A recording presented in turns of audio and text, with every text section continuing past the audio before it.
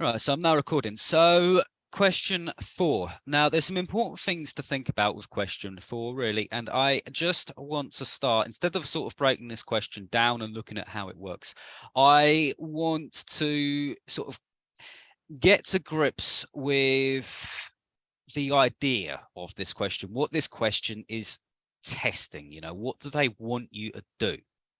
So if we sort of break this down a bit, firstly, there's two things to note, really. Firstly, they're expecting us to sort of do quite a lot of writing here. It's worth 20 marks. Secondly, they tell us to use line 16 to the end. So they're asking us to use half the source. Yes, it's worth significantly more marks than the question 3, which expects us to use the whole of the source. So this tells us two things. One, we need to spend considerable time on this.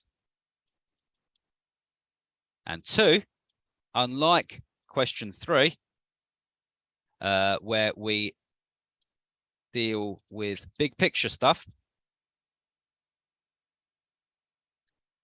we expected to really go into some detail. Okay. And sort of breaking this down a little bit further, as I was sort of discussing earlier, a lot of this question is to do with atmosphere. So what they'll do is they'll give you a little pithy phrase like this. They'll say a student has said, or they might say, someone who reviewed this extract said, or someone who reviewed this book said. And then what they expect you to do is you've got to sort of say to what extent do you agree. Now, this looks confusing upon first viewing, right? I'll be completely honest with you guys. I was involved right at the start when our organisation started teaching this new GCSE, not that many years ago now, really, about 5 or 6 years ago now. And when I first picked up a question paper, I looked at this question and thought, how would I answer this? I don't understand what's going on there. What are they asking for?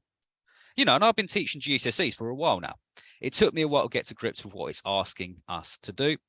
And fortunately, obviously, there is a fairly straightforward way to go about answering this, and it's to do with understanding what this question's getting at. Now, what they'll do is they'll give you a statement. So you will get a statement.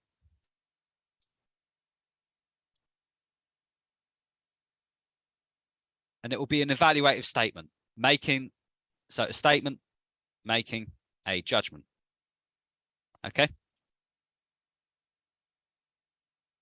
And fundamentally, what you are being asked to do here is you are being asked to say and support how far you agree with the statement. So what they are doing is they are giving you a framework to analyze and evaluate the atmosphere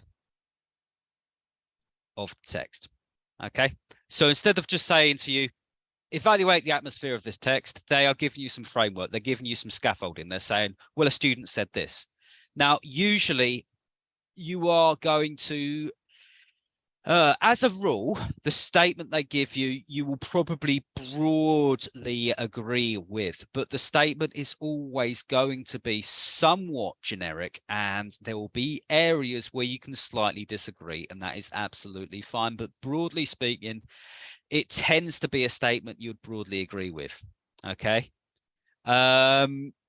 So it's asking us to do these things here, really, and I'll go into a bit more detail about these.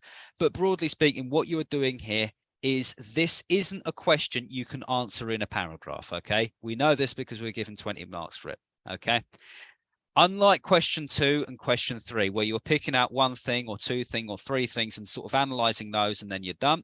What this is expecting you to do is you are building an argument. Okay, so you are building an argument fundamentally. Okay, that means you do the following. So you give your judgment on the statement, then you find evidence that supports your judgment,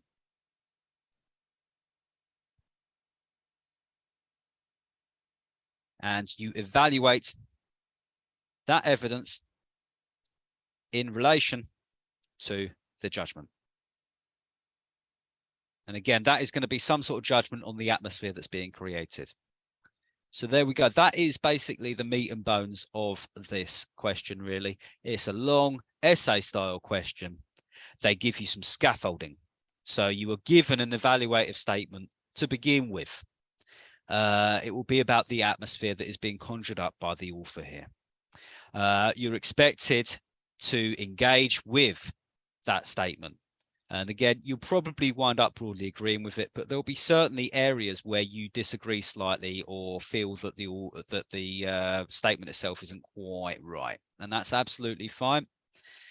And again, you're building up an argument. You've been given this framework to analyze the text from, and you're building up this argument. So it's not a simple case of saying, well, yeah, I agree with the statement, this is why.